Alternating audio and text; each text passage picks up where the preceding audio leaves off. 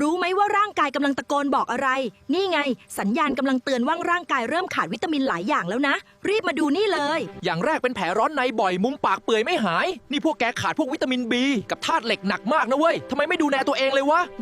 อาการที่ 2 เลือดออกตามไรฟันแต่นิดเดียวก็ช้ำนี่บ่งบอกว่าขาดวิตามิน C และวิตามิน K เลยนะหลอดเลือดฝอยที่เหงือกและใต้ผิวหนังถึงได้เปราะบางแตกง่ายแบบนี้ต่อมาก็อาการที่ 3 ตากระตุกผิวแห้งกร้านและอาการที่ 4 ชามือชาเท้าทั้งหมดร่างกายบอกว่าขาดวิตามิน A วิตามิน B และแมกนีเซียมนะเว้ยอาการแกถึงได้แย่แบบนี้อาการที่ 5 ป่วยง่ายซึมเศร้าเหนื่อยตลอดเวลาเป็นสัญญาณบอกว่าขาดวิตามินดีนี่คือกุญแจที่ช่วยระบบภูมิคุ้มกันให้เม็ดเลือดขาวทำงานได้ดีรู้แล้วก็รีบดูแลตัวเองให้ดีๆซะนะ